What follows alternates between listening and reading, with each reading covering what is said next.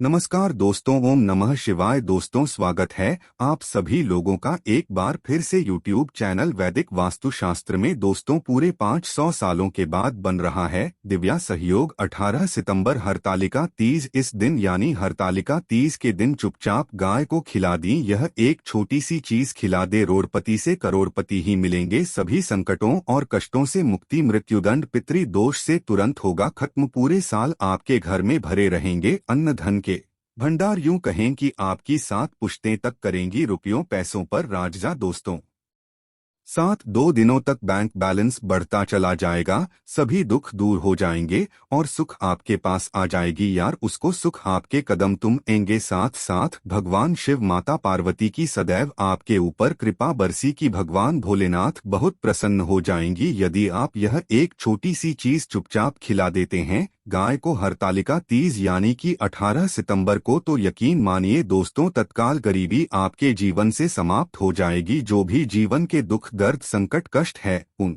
सभी से आपको छुटकारा मिल जाएगा। ऐसा दुर्लभ संयोग है इस बार हरतालिका तीज के दिन, जो कि पूरे 500 वर्षों के बाद बन रहा है, जिसमें कि आपको 33 कोटि देवी देवताओं को धारण करने वाली गोमाता की तो कृपा प्राप्त होगी। गोमाता का आशीर्वाद तो आपको प्राप्त हो गई होगा। साथ के साथ हरतालिका तीज 2 की भगवान शिव, मां पार्वती, भगवान गणेश जी को समर्पित है। इनका भी आपके ऊपर आशीर्वाद बना रहेगा। समस्त मनोकामनाएं आपकी हताहत पूर्ण हो जाएंगी। आप धनुष्य मालामाल हो जाओगे। जीवन के सभी दुख, दर्द, संकट, कष्ट दूर हो जाएंगी। यूं कहें कि इन गाय के उपायों को जो आप हरतालिका तीज के दिन करते हैं, इसका जो लाभ मिलेगा, जो फल मिलेगा दोस्तों, वे आने वाली 7 वीडियो तक के लिए फायदेमंद है। 7 पीढ़ियों तक फायदा मिलेगा इन उपायों को करने से, जिन्हें यदि आप हरतालिका तीज 18 सितंबर को कर लेते हैं। तो दोस्तों, कौन कौन से उपाय हैं गाय से संबंधित जो कि आपको हरतालिका तीज के दिन करने हैं, इस वीडियो के माध्यम से वही बताएंगे। बहुत महत्वपूर्ण और लाभकारी वीडियो है, बिना काटे बिना इस पूरी वीडियो देखना यदि आप चाहते हैं। भगवान शिव, मां पार्वती और भगवान गणेश और 33 कोटि देवी देवताओं को धारण करने वाली गो माता की कृपा आपको प्राप्त हो सके तो तो पूरा वीडियो देखना, बिना काटे बिना स्क्रिप्ट हुए। आपको अवश्य ही लाभ मिलेगा। दोस्तों, वीडियो करके शुरू करें। सबसे पहले तो आपसे रिक्वेस्ट करते हैं कि वीडियो को लाइक कर देना। सबसे पहले आपको सच्चे दिल से कमेंट्स बॉक्स में पार्वती जय, शिव शंभू जयमरो, माता जय, श्री गणेश अवश्य लिख देना, जिससे आपकी समस्त मनोकामनाएं पूर्ण हो जाए। और ज्यादा से ज्यादा दोस्तों, इस वीडियो को शेयर जरूर करना ताकि और लोगों का भी भला हो सके इस वीडियो के माध्यम से और लोग भी फायदा उठा सके। दोस्त, सबसे पहले तो आपको बता दें कि भाद्रपद मास की शुक्ल पक्ष की तृतीया तिथि को हरतालिका तीज का व्रत रखा जाता है।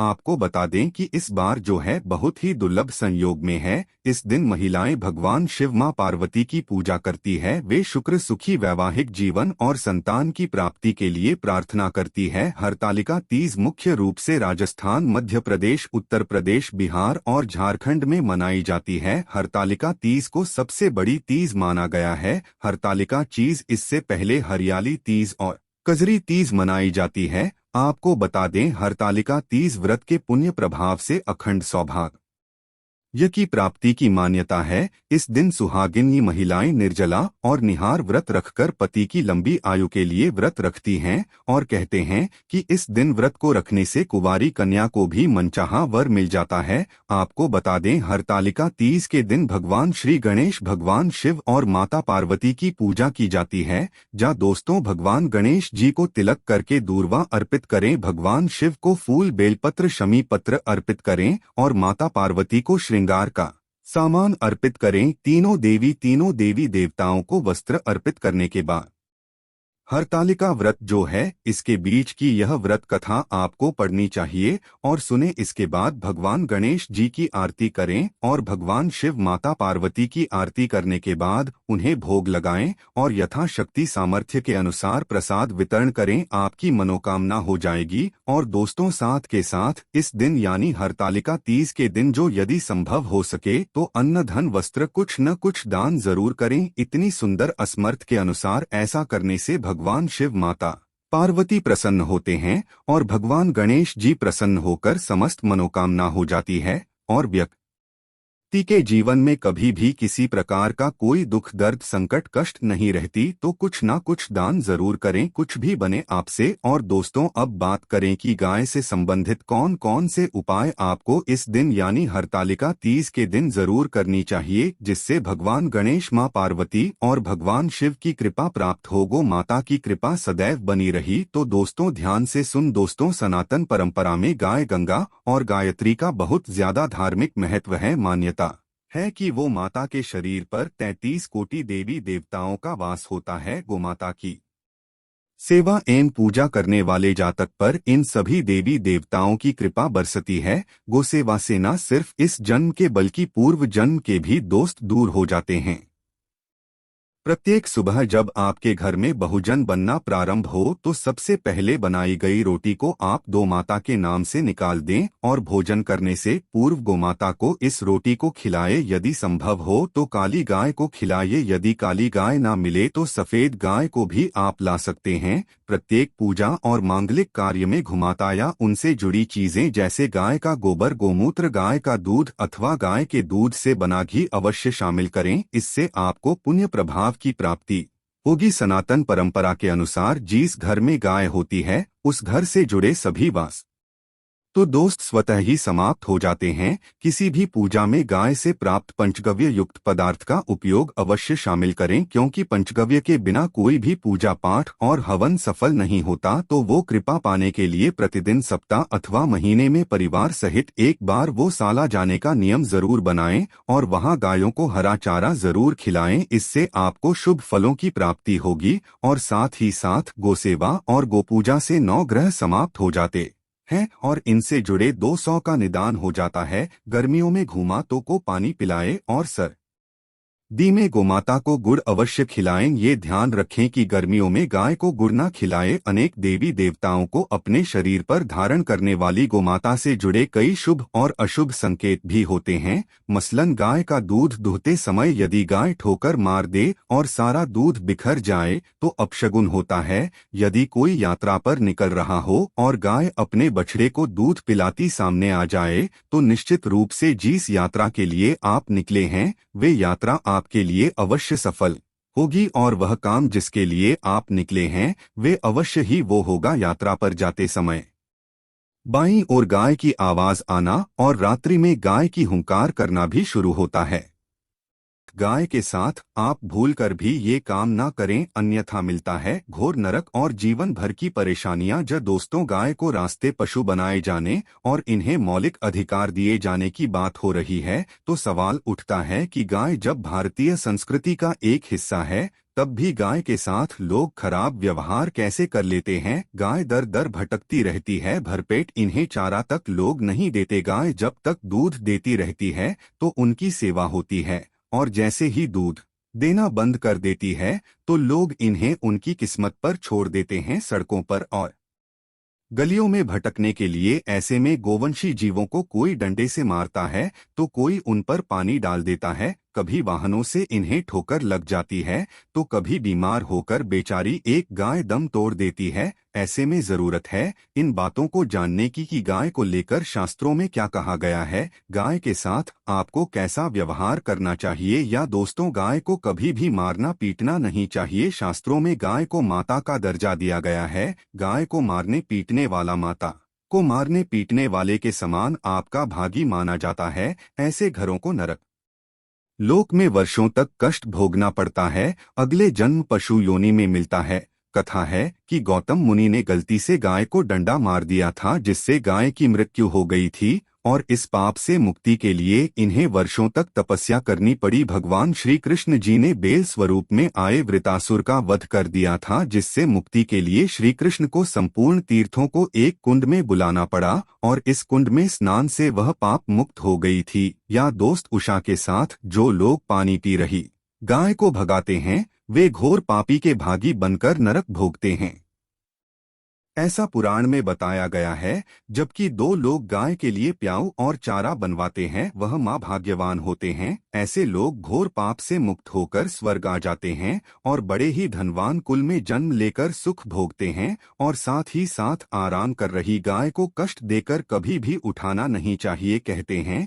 कि जिस स्थान पर गाय बैठी है वहां से नकारात्मक ऊर्जा समाप्त हो जाती है। गाय के बैठने की जगह हो जो लोग नियमित साफ रखते हैं वे पूर्वजन्म में किए गए जाने अनजाने में बापू से मुक्ति हो जाते हैं और गोलोक में स्थान पाते हैं। गाय को डंडा मारकर उठाना, पानी डालकर उठाने से मनुष्य पाप का भागी बनता है और अगले जन्म में उसे दर दर भटकना पड़ता है। और साथ ही साथ शास्त्रों में बताया गया है कि गाय का दूध उसके बछड़े के लिए होता है। गाय के बछड़े से बचा हुआ दूध ही मनुष्य को लेना चाहिए, लेकिन कुछ लोग एक बार गाय को दूध लेने के बाद फिर से बछड़े के लिए बचा हुआ दूध भी दूध लेते हैं। ऐसा करना घोर पाप कहा जाता है। ऐसे दूध को आने वाला और ग्रहण करने वाला दोनों ही पाप की भागी बन जाते हैं।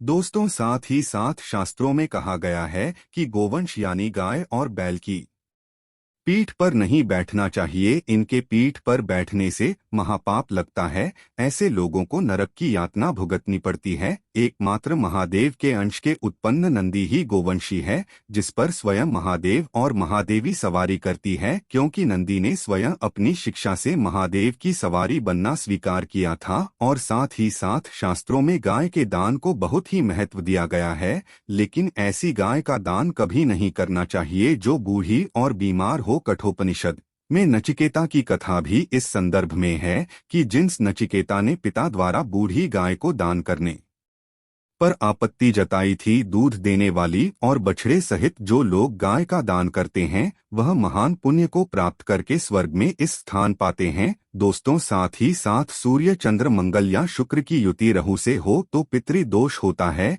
यह भी मान्यता है कि सूर्य का संबंध पिता से, मंगल का संबंध रक्त से होने के कारण सूर्य यदि शनि, राहु या केतु के साथ स्थित हो या दृष्टि संबंधी हो तथा मंगल की युति राहु या केतु से हो तो पितृदोष होता है। इस दोष से जीवन संघर्ष में बन जाता है। यदि पितृदोष हो तो गाय को प्रतिदिन या किसी भी एकादशी को या किसी पूर्णिमा के दिन या अमावस्या को रोटी, गुड़, चारा आदि खिलाने से पितृदोष से समाप्त हो जाता है। साथ ही साथ देसी गाय की पीठ पर जो खुद कुबेर होता है वो बृहस्पति गुरु हैं। आठ जन्मपत्री में यदि बृहस्पति अपनी नीच राशि मकर में हो या अशुभ स्थिति में हो वो देसी गाय के इस बृहस्पति भाग शिवलिंग रूपी के दर्शन करने चाहिए। गुण तथा चने की दाल रखकर गाय को रोटी भी दें, इससे आपको शुभ फलों की प्राप्ति होगी। और साथ ही साथ यदि आप रास्ते में जा रहे हो और सामने से गौ माता आती हुई दिखाई दे तो गौ माता को आप अपनी दाहिनी ओर से जाने देना चाहिए। आपकी यात्रा अवश्य ही सफल होगी। और साथ ही साथ यह संकेत भी जानने, यदि आप यात्रा पर जा रहे हैं और सामने आपके गाय बढ़ जाए अथवा अपने बछड़े को दूध पिलाती हुई सामने गाय दिखाई दिए जाए तो समझ जाना कि वह यात्रा आपके लिए अवश्य ही सफल होगी। और साथ ही साथ जिस घर में गाय होती है उसमें वास्तुदोष स्वतः ही समाप्त हो जाता है। और साथ ही साथ आपको बता दें कि गाय को आप जो भी रोटी बनाए प्रतिदिन ताज़ी रोटी ही बनाए। गाय को अगर आपने रोटी बनाई है तो कोशिश करें कि उस रोटी को आप तुरंत ही गाय को दे। अगर आप उस रोटी को रख देंगे और उस रोटी को अगले दिन देंगे तो मैं रोटी बासी मानी जाएगी। गाय को कभी भी बासी रोटी ना दें, इससे घर में नकारात्मक ऊर्जा वास करती है और जो भी कार्य आपके बनने वाले होंगे वह कार्य भी आपके बिल्कुल भी नहीं बनेंगे। इससे आपके घर में हमेशा दर्द ऊर्जा का वास रहेगा और आप जिस भी कार्य को करेंगे उस कार्य में आपको हमेशा असफलता ही हाथ लगेंगी। इसलिए कोशिश करें गाय को रोजाना ताजी रोटी बनाकर खिलाएं और रोटी को बिल्कुल ना रखें। बासी रोटी गाय को ना दें और साथ ही साथ सड़ी गली चीजें गाय को नहीं खिलानी चाहिए। कि घर में कोई फल है, कोई सब्जी है, सो जाए तो लोग क्या करते हैं, गाय को खिला देते हैं। नहीं, ऐसा नहीं करना चाहिए। ऐसा करने से यदि आप गाय को खिलाते हैं तो और आप पाप की भागी बन जाते हैं। आप बिल्कुल भी सड़ी गली चीजें गाय को ना खिलाएं। और साथ ही साथ आप आटे की 11 लोइयां बनाकर उनके ऊपर हल्दी लगाएं। इसके बाद आप उन 11 को एक एक करके गाय को खिलाइए। प्रत्येक लोई को खिलाते समय गाय के सींगों पर आप हाथ फेरें, पीठ पर हाथ पे नहीं मस्तक पर हाथ फेरें। माता गाय की आप चरणों के स्पर्श करें। या दोस्तों, ऐसा करने से आपके समस्त कार्य बनने लगेंगे। जो दुख का समय चल रहा है वे भी समाप्त होगा। आपके जीवन में खुशी होंगी। और एक बार आप 7 बार गाय की परिक्रमा भी कर लें तो आपके समस्त कार्य होंगे। और साथ ही साथ आप गाय को जब भी रोटी दें, रोटी पर या तो आप थोड़ी हल्दी लगा लें या थोड़ा गुड़ रख लें। अगर गुड़ ना हो तो आप थोड़ा मिश्री रख सकते हैं, थोड़ा घी रख सकते हैं। या दोस्तों, गाय को कभी भी सूखी रोटी ना खिलाएं। सूखी का मतलब गाय को जो रोटी रखें खिलाएं उस पर कुछ ना कुछ रखकर खिलाएं। हल्दी रख लें, गुड़ रख लें, मिश्री घी हम जो भी रख लें, मतलब खाली रोटी नहीं खिलानी है। ध्यान इस बात का रखें जब भी आपको सुबह फलों की प्राप्ति होगी। या दोस्तों, यथे गाय से जुड़े कुछ महत्वपूर्ण उपाय, कुछ बातें जिन्हें आपको ध्यान में जरूर रखना चाहिए। या दोस्तों, वीडियो अच्छी लगी हो तो वीडियो को लाइक करें, ज्यादा से ज्यादा अपने दोस्तों में वीडियो को शेयर करें। धन्यवाद। मिलते हैं अगले वीडियो में।